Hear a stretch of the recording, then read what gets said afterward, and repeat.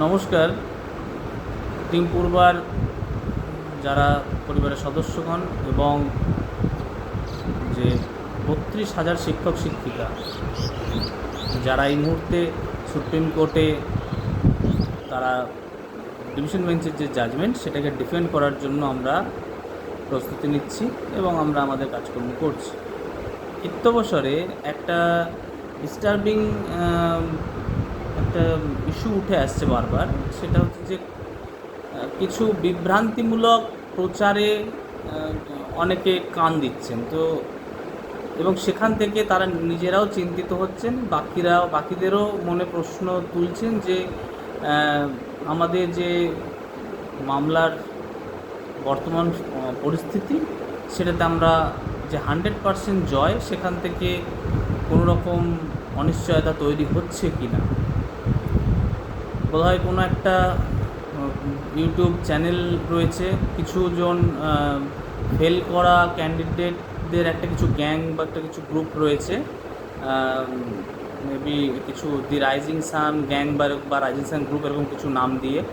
তো তাদের যে এই যা তারা বারংবার যে কন্টিনিউয়াসলি ফেল করা এই ক্যান্ডিডেটদের কথা শুনে আপনারা বিচলিত হচ্ছেন, এটা কাম্য নয়। তার কারণ হচ্ছে যে এর আগেও একাধিকবার এখানে কিছু ব্যক্তিবর্গ তারা তাদের ফেসবুকে চ্যানেলের মাধ্যমে, তাদের ইউটিউব চ্যানেল এইসবের মাধ্যমে তারা বিভিন্ন সময় বিভিন্ন প্রোপাগ্যান্ডা চালিয়েছে এবং কখনো বলেছে যে এই ৩২,০০০ প্যানেল উড়ে গেল, এই ৪২,০০০ প্যানেল উড়ে গেল, এই সব শেষ হয়ে গেল ইত্যাদি কত রকম রিমার্কস করেছে। এমনকি তারা ডিভিশন বেঞ্চে পার্টিও হওয়ার চেষ্টা করেছিল, তারা ক্যান ফাইল করেছিল এবং সেখান থেকে তারা ভেবেছিল যে কোনো একটা কেওয়াস ক্রিয়েট করার একটা প্রচেষ্টা। সেখানে কিছু এক দুজন এরকম শিক্ষকও আছেন, শিক্ষক বলা ভুল, এক দুজন এরকম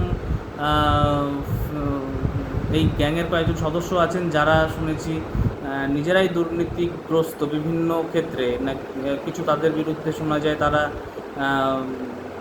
একটা চাকরি করাকালীন আরও একটা কিছু করেছে, ট্রেনিং বা ইত্যাদি ধরনের অনেক শোনা যায়। তো এদের কথায় পাত্তা দেবেন না, এদের কথাতে কোনো যৌক্তিকতা নেই, সারবত্তা নেই। এরা নিজেদের বিষয় নিয়ে ব্যস্ত থাকে, তার কারণ নিজেদেরকে প্রমাণ করতে হবে বারংবার, অস্তিত্বের লড়াই ওদের চলছে। কারণ এর আগে এই আলী হোসেন বলে একজন ফেল করা ক্যান্ডিডেট ছিল, সেও মামলা করেছিল এবং কন্টিনিউয়াসলি হাঁটতে হাঁটতে সুপ্রিম কোর্টে গিয়ে শেষ পর্যন্ত হেরে সে আবার প্রাইমারির পেছনে লেগেছে, আবার প্রাইমারি 2016 রিক্রুটমেন্ট সিলেকশনের পেছনে লেগেছে। তো এরা এইভাবে চালিয়ে যাবে, এদেরকে এতটা সিরিয়াসলি নিলে হবে না।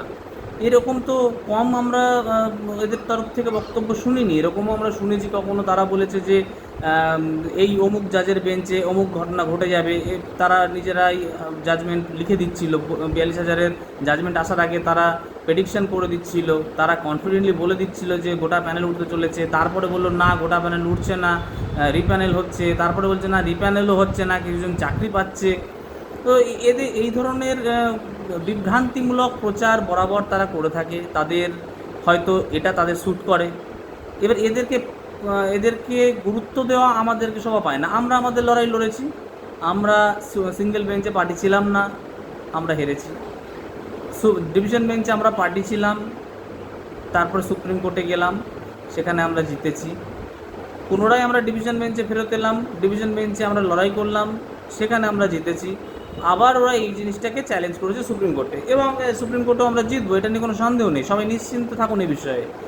কোনো শক্তি নেই যারা আমাদের এখানে পরাজিত করতে পারবে। এই ধরনের দুরভিসন্ধিমূলক কিছু ব্যক্তিবর্গ থাকবে, বরাবর ছিল সমাজে এবং তারা ভবিষ্যতেও থাকবে। আমাদের কিছুদিন আগেই আপনারা হয়তো সবাই নিউজে দেখেছেন যে ভারতবর্ষের প্রধান বিচারপতি কিছু এই ধরনের যারা ফেক যারা ডকুমেন্টস প্রডিউস করে, এই ধরনের যারা ফেক ক্যান্ডিডেটস, তাদেরকে বলেছিল ককরোচ, এরা সমাজের জন্য ক্ষতিকারক।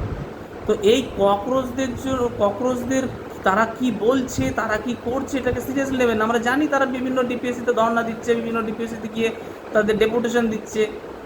তো কিন্তু এরকম হচ্ছে, এটাও সত্যি যে তাদের এখানে মানে এমনও বিভিন্ন জায়গা হয়েছে যেখানে তাদেরকে ওই প্রশ্নের সম্মুখীনও হতে হয়েছে এবং ভবিষ্যতেও হবে।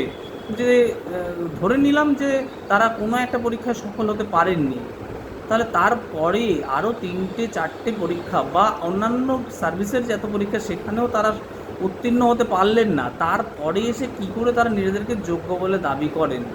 তাদের তো নিজেদেরকে যোগ্য বলে দাবি করার জায়গাটাই নেই, তাহলে আমি এই অযোগ্যদের কথা কেন শুনতে যাব? প্রথমত এই জায়গাটা ক্লিয়ার করে দিয়ে আমাদের একটা স্ট্যান্ড, এ ধরনের বিভ্রান্তিমূলক প্রচারে কান দেবেন না। নিজেদের যারা বিভিন্ন গ্রুপ অ্যাডমিনস আছে তাদের সাথে কথা বলুন, তাদের থেকে তথ্য নিন। আমি যেহেতু অনেকে তবুও বিচলিত হয়ে যান, হিউম্যান মাইন্ড, প্রত্যেকের রুজিরুটির প্রশ্ন, কারণ এর ওপরে প্রত্যেকের ফ্যামিলি, জীবন জীবিকা নির্ভর করছে, তাই চিন্তিত হওয়াটা স্বাভাবিক, অস্বাভাবিক নয়। কিন্তু তবুও আমি বলবো যে চিন্তিত হবেন তখনই যখন কোনো লেজিটিমেট কোনো বক্তব্য কেউ রাখবে। এই ধরনের ইললেজিটিমেট বক্তব্য, এই ধরনের ভেগ বক্তব্য, যার আমরা অলরেডি তার সেটাকে যে মিথ্যা, সেটা যে তথ্যগতভাবে ভুল, সেটা অলরেডি প্রমাণ করেছি। এবং এরা যে সমস্ত কথা বলেছে তার অলরেডি রিপ্লাই আমাদের কাছে আছে, সাবস্ট্যান্সিয়াল রিপ্লাই দেওয়া হবে সুপ্রিম কোর্টে। আপনারা সুপ্রিম কোর্টে হিয়ারিংটা হতে দিন। প্রথম দুদিন, একদিনের হিয়ারিং, একদিনে যদি মামলা মিটে যাওয়া উচিত, ম্যাক্সিমাম দুদিন যদি যায়ও, আমরা প্রথম 1-2 দিনেই পরিষ্কার করে দেবো যে এরা যা যা বক্তব্য বলেছে কতটা ভুল, কতটা ভুয়ো, কতটা মিসলিডিং, সমস্ত তথ্য আছে আমাদের কাছে। আমরা সব প্রমাণ করে দেবো। এটা অলরেডি ডিভিশন বেঞ্চে আমরা প্রমাণ করে দিয়েছি এরা কীরকমভাবে কোর্টকে মিসগাইড করার চেষ্টা করছে, মিসলিড করার চেষ্টা করেছে। এমনও ঘটনা ঘটেছে কোর্টে যে এই ধরনের এই ধরনের ফেক ডেটা দিয়ে অ্যাপ্লিকেশন করার জন্য কোর্টের কাছে তাদের ভর্ৎসিত হতে হয়েছে। তো এই নজির এর আগেও ঘটেছে, ভবিষ্যতে এর নজির ঘটতে চলেছে সুপ্রিম কোর্টে। এদের আমি জানি না, আইনজীবীদের সাথে আলোচনা করতে হবে যে এই ধরনের কোর্টকে মিথ্যা তথ্য দিলে তার জন্য সেক্ষেত্রে সেটা কোনো ফৌজদারি মামলা অপরাধ কিনা বা অপরাধমূলক কাজ কিনা, ক্রিমিনাল কোনো অ্যাক্ট কিনা। যদি সেটা হয় তাহলে অ্যাপ্রোপ্রিয়েট ব্যবস্থা নেওয়ার জন্য আমরা বলবো, এবং সেটার জন্য একটু সময় দিন। তার জন্য আমরা শুধু অপেক্ষা করে আছি আমাদের অন্তিম লড়াইটার জন্য। আমরা অন্তিম লড়াইয়ের আগে কোনো কিছু এই ধরনের কোনো ড্রাস্টিক আমরা স্টেপস নেব না, কিন্তু আমরা আমাদের যে পরিকল্পনা আছে সেই পরিকল্পনা মাফিক এগিয়ে চলেছি। ভবিষ্যতে সেই পরিকল্পনা মাফিক এগোবো। যারা এতগুলো মানুষের, এতগুলো পরিবারের রুজিরুটি কেড়ে নেওয়ার জন্য উঠে পড়ে লেগেছে, আমি বারবার এই কথাটা বলছি, রুজিরুটি কেড়ে নেওয়া তার কারণ, কারোর যদি নিজের চাকরি পাওয়ার জন্য কেউ যদি লড়াই করতো তাহলে সেটা কোথাও তার জাস্টিফিকেশন থাকতো, কিন্তু তারা খুব ভালোভাবে জানে যে এখানে চাকরি পাওয়ার স্কোপ নেই, তারা পাবে না। যেখানে দুর্নীতি নেই সেখানে এ ধরনের কোনো প্রশ্ন খাটে না। সেখানে দাঁড়িয়ে তারা এই ধরনের যে কমেন্টস করছে সেটা শুধুমাত্র তারা সেন্সেশনালিজম ক্রিয়েট করার জন্য করে থাকতে পারে, বা তাদের যে চাহিদা সেটা পূর্তির জন্য তারা করে থাকতে পারে। তো এটাতে আপনারা গুরুত্ব দেবেন না। এরপরে আসি আমাদের মামলার বিষয়ে। সুপ্রিম কোর্টে আমাদের যে মামলা পেন্ডিং আছে, আগস্টে সেটার হিয়ারিং আছে। আমরা তার জন্য কমিটেড, এবং জুলাইয়ের মধ্যে আমাদের অ্যাফিডেভিট ফাইল করতে হবে।